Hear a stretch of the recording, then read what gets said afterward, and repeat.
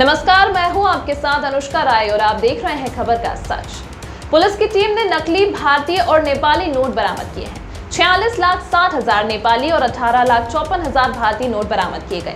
जिला पुलिस उपायुक्त अमृता गुगुलोथ ने बताया कि पटपड़गंज इंडस्ट्रियल इलाके की थाना पुलिस ने 28 सितंबर को ISBT से नकली भारतीय और नेपाल की नोट बरामद की। इसमें बदायूं के रहने वाले छवि राम को गिरफ्तार किया गया है।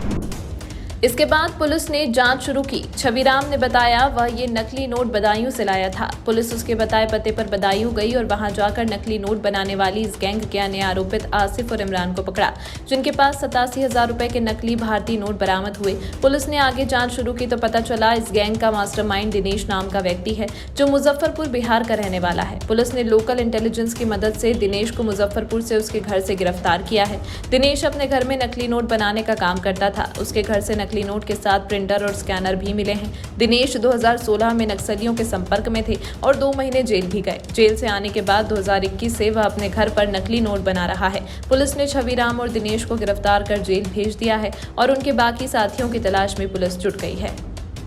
पटपड़गंज इंडस्ट्रियल एरिया के हमारे पुलिस के टीम ने बहुत ही अच्छा काम किया है। ISBT में हमारा इशू शुरू हुआ था, जहाँ पे हमने इनिशियल में फेक इंडियन करेंसी को पकड़ा है। उसका आगे जाके हमने लाखों की संख्या में फेक इंडियन करेंसी और नेपाल की करेंसी को बरामद करने में कामयाब हुए हैं।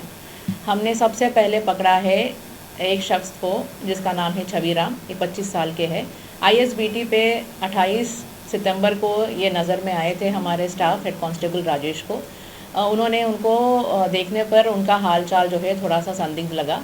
जैसे ही उनका हाथ में एक बैग रखा हुआ था, जिसको हमने चेक किया है, तो उसमें से हमें कुछ पैसों की नोट मिले हैं। उसमें मिले हमें 100 रुपये के 466 नोट्स एंड 200 रुपये के 377 नोट्स। ये हमने थोड़ा सा एग्जामिन किया है तो हमें पता चल गया कि ये फेक इंडियन करेंसी नोट्स हैं। उसको हमने बरामद कर लिया है और छवि राम को 28 तारीख को अरेस्ट कर लिया है। उसका PC रिमांड लेके उसको थोड़ा इंट्रोगेशन हमने शुरू कर दिया था। जैसे ही हमने इंट्रोगेशन शुरू किया है, पहले तो इन्होंने अपना एक फेक कहानी बताना शुरू कर दिया कि गुड़गांव से लेके आए, गुड़गांव के थोड़ा आगे जाके किसी छोटा सा गांव है, वहाँ से लेके आए और हमें इसको डिलीवर करना था कहीं बदायूं के एरिया में। तो इन्होंने अपने तरीके से इस चीज़ को गोल मोल घुमाने की कोशिश किया है। बट क्योंकि ये बार बार अपना कहानी जो है बदलते रहे हैं, तो हमने उसको थोड़ा सा और इंट्रोगेट किया है, तो इन्होंने एक्सेप्ट किया है कि वो पैसे जो फेक इंडियन करेंसी है वो बदायूं से लेके आ रहे थे और उसके साथ और भी लोग शामिल हैं जो है बदायूं के रहने वाले हैं और उनका वेयर अबाउट्स उन्होंने बताया है। और इनके हिसाब से हमने इन लोगों की मोबाइल रिकॉर्ड्स को एग्ज़ामिन करने के लिए लगा दिया था और इनके CDR एग्ज़ामिन करने पर उनका लोकेशन जो है बदायूं का आ रही थी।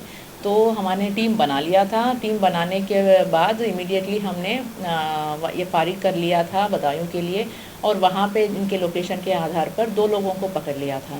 2 लोगों को पकड़ा है, आसिफ एलियास उस्मान और दूसरा है इमरान।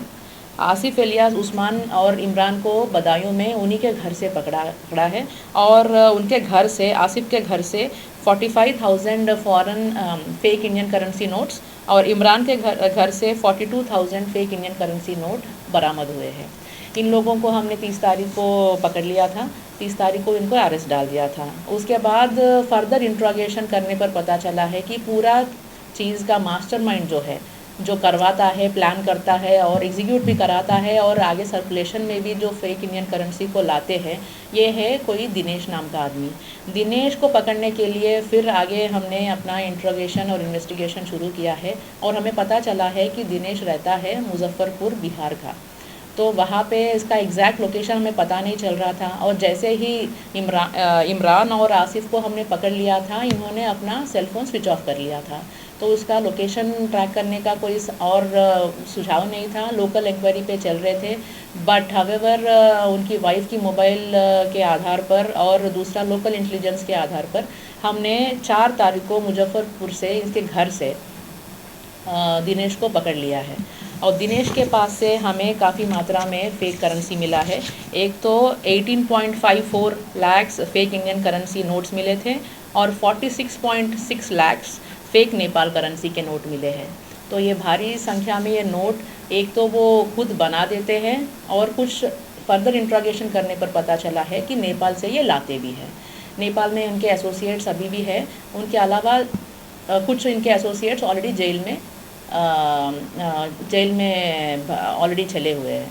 तो इनको इंट्रोगेट करने पर ये पता चला है कि इन लोगों का काफ़ी दिनों से ये काम चल रहा है और सभी लोग इनका प्रीवियस इन्वॉल्वमेंट से सारे लोग ही जेल में पहले मिल चुके हैं और रह चुके हैं।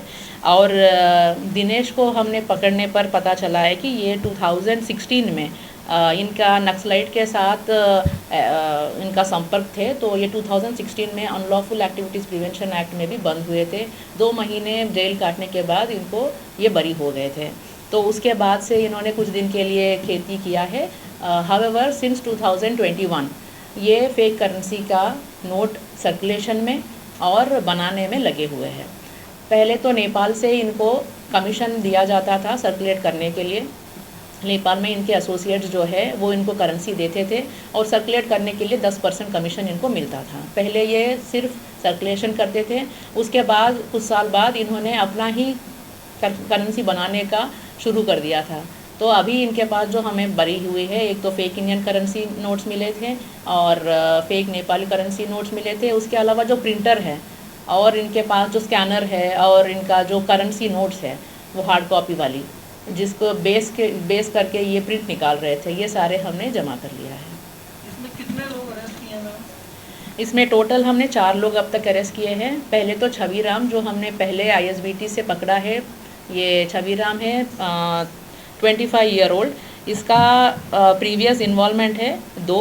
ये गैंगस्टर एक्ट और foreign fake Indian currency note में पहले यूपी में बंद हुए थे। और इमरान को पकड़ा है। इमरान 2021 में स्मगलिंग और फेक इंडियन करेंसी नोट के केसेस में बंद हुए थे। इनके 3 इन्वॉल्वमेंट है previously, rape, attempt to murder और आर्म्स एक्ट के।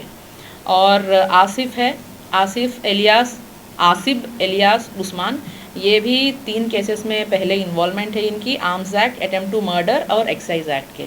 और दिनेश है 35 ईयर ओल्ड, ये 8वीं क्लास तक पढ़े हुए हैं और ये 2 प्रीवियस इन्वॉल्वमेंट में बंद है, एक तो UAPA के केस में और एक्साइज एक्ट में। UAPA का केस कहाँ पे, क्या मामला है? ये मुजफ्फरपुर का केस है, बिहार में। ये नक्सलाइटों के साथ संपर्क रखते हैं और उनके साथ मिलकर काम करने में ये बंद हुआ है। तमाम महत्वपूर्ण खबरों के लिए देखते रहिए खबर का सच।